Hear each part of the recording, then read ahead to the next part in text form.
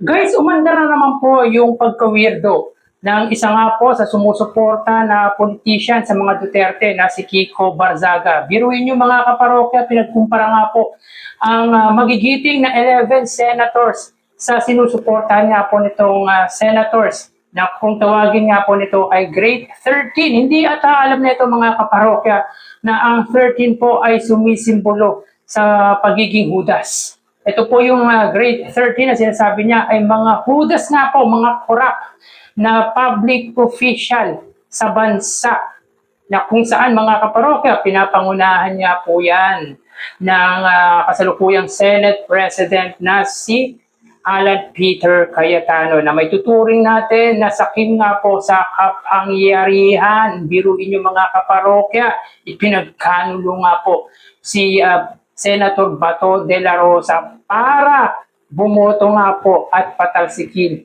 si former Senate President Tito Soto. Nakaka-insulto lang dito mga kaparokya, ginamit pa po ni Kiko Barzaga ang Bulaga 11. Kumbaga sa 13 senators na sinusuportahan nga po nito ay para sa kanya maituturing ito na grade 13 na senator samantalang ang 11 naman po na kabaliktaran or kumakalaban or kalaban ng majority na minority ay Bulaga 11.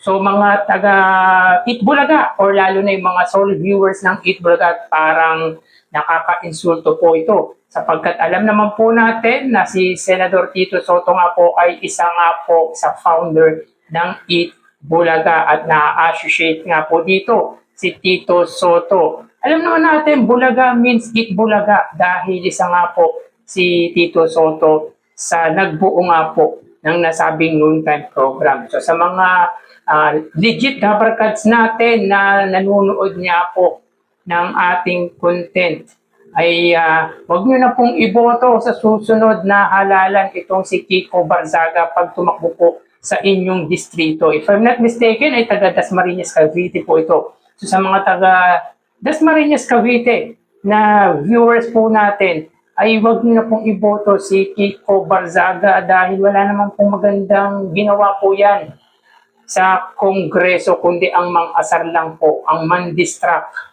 sa mga kapwa nito congressman. Sasabihin nila mga kaparokya na matapang daw si Kiko Barzaga, may hidden agenda po yan. Kung bakit talagang napakaingay kasama nga po ni Congressman Leandro Liviste. Natatandaan niyo mga kaparokya na nag-debate nga po sila ni Attorney Jesus Falsis. Tinanong po siya kung may ginawa siyang korupsyon, hindi niya pong masagot ng diretso. So ibig sabihin lang nun mga kaparokya, parang sinabi niya na rin po na isa po siya sa mga corrupt public officials or sabihin po natin politiko dito sa bansa. So yun nga po mga kaparokya, ayon sa kanyang pinost ay grade 13 daw po na maituturing para sa kanya yung mga majority senators na kaanib nga po ni Alan Peter Cayetano at grade 13. So tama nga po, mga dakila po sila, dakilang mga ngamkam ng kaban ng bayan. Isipin nyo, halos lahat ng mga senator sa grade 13 na itinuturing nito ay may mga kaso. Si Marcoleta ay may plunder case na sinampa nga po ang ombudsman. Si Alan Peter Cayetano ay yung kaldero na kumbaga nung Olympics or nung Asian Games ay meron nga po itong proyekto na parang kaldero na nagkakalaga nga po ng bilyon-bilyon. Si Aimee Marcos na alam naman po natin mga kaparokya ay nawawala na nga po sa katinuan. Pati kapatid niya mga kaparokya ay sinisiraan niya. Sino bang kapatid? Sino bang matinong kapatid ang sisiraan mo? Ang iyong kadugo, yan lang po ay si Aimee Marcos. Nawawala na po sa tamang katinuan ito si Aimee Marcos. Si Loren Legarda, siguro meron din po itong anomalya dahilan kung bakit kumalas sa partido ni Tito Soto. Siyempre, involved na po dito ay ang anak niyang si Leandro Liviste, si Bato de la Rosa. Di ba?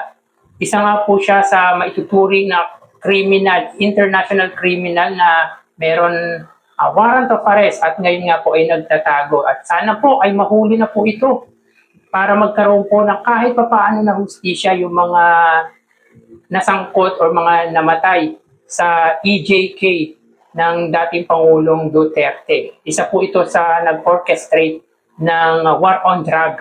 Kaya sana mahuli po sa lalong madaling panahon dahil may tuturing nga po ito na fugitive. At si Senador Bongo ay isa nga po sa nasasangkot sa EJK, isa nga po ito sa nag-orchestrate. At yung kumpanya nga po nito ay nasasangkot nga po sa flood control, katuwang nga po ang mga Diskaya. Si Cheese Escudero, bilyon-bilyon nga po ang anomalyang kinasangkutan po nito.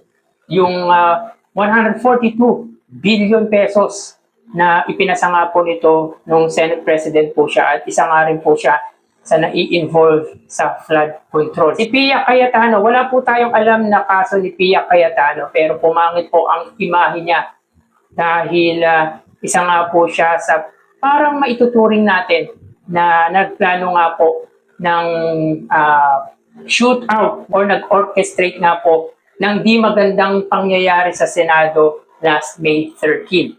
Si Robin Padilla, mga kaparokya, ito wala naman pong nagawa sa Senado eh. Kung baga panggulo lang, si Jinggoy Estrada, maraming kaso na pong kinasangkutan nito at hindi pa po nagsasawa. At ngayon ay may involvement din po sa flood control. Well, in fact, mga kaparokya, ay kakasuhan nga po ito ng ombudsman ng Lander kasama si Joel Villanueva at ang magkapatid na Villa na meron niya pong problema na kinasuhan naman po sa Security and Exchange. So, yung grade 13 na sinasabi ni Kiko Barzaga na magaling lang mag-English mga kaparokya pero mukhang weirdo po talaga. May tuturing na walang alam. Magaling lang po siya mag-English. Pero parang napaka-weird at talagang mamalaki niya pa yung grade 13 na mga dakilang mga mangungulimbat ng kaban ng bayan. Yan ba? Yung grade 13, yan ba yung dakila or magagaling na senator para sa kanya? Eh parang hindi siya nalalayo sa mga ito dahil isa rin po siyang corrupt. Hindi nga po siya nakasagot kay Jesus Palces nung tanungin po siya kung corrupt po ba siya or hindi. So, hindi po siya nakasagot ng maayos. Samantalang yung sinasabi nitong Bulaga 11, ay walang kasong kinahaharap, mga malilinis. So, anong katangahan ang ginagawa ni Kiko Barzaga? Sa totoo lang mga kaparokya, magaling yan talaga mag-English si Kiko Barzaga. Pero kung utak ang pagbabasihan, walang kalaman-laman mga kaparokya. English lang siya magaling. Siyempre, anak mayaman at hindi naman po anak mahirap yan. Kaya magaling po siya sa English. Pero mga kaparokya, kung aanalisahin nyo, yung grade 30 na sinasabi niya, tingin ninyo, mga mahuhusay bang senador yan? Mga gahaman sa pera yung mga yan. Si Alan Peter Cayetano, gahaman sa kapangyarihan. Gustong umupong vice president. Kaya sa totoo lang mga kaparokya, may hidden agenda yan kung bakit atat na kunin ang posisyon bilang Senate President. Dahil alam nito mga kaparokya na hindi mananalo si Sara Duterte sa impeachment trial. Mako-convict po dito si Sara Duterte. At kapag natalo si Sara Duterte, hindi papayag ito. Hindi papayag si Alan Cayetano na hindi siya ang maging Vice President. Sakit sa kapangyarihan to si Alan Cayetano. Nung speaker nga po siya, di ba? Ayon sa balita ay sinarado niya po, kumbaga pinadlock niya po yung House of Representatives para hindi po makapasok yung mga kongresista. So ganyan kagahaman at kautak si Alan Peter Cayetano. Isipin mo, pinagkanulo mo yung kakampi mo. Kumbaga pinapasok mo si Bato de la Rosa para ipahamak. Diba? Sinabi rin naman niya ni Bato de la Rosa kung bakit pumasok siya. Yan po ay para bumoto at para patalsikin ang dating Senate President na si Tito Soto. Samantalang yung Bulaga na sinasabi nito ay napakalinis ng mga record ng mga ito. Walang kasong kinakaharap. At may tuturing natin na ito ang tunay na dakila na mga senador sa kasalukuyan. Sila lamang po ang nagtataas ng moral ng Senado dahil sirang-sira na po talaga ang Senado. Simula nga po ng pamunuan nito ni Peter Alan Cayetano or ni Alan Peter Cayetano na marami nga pong issues ang ginawa.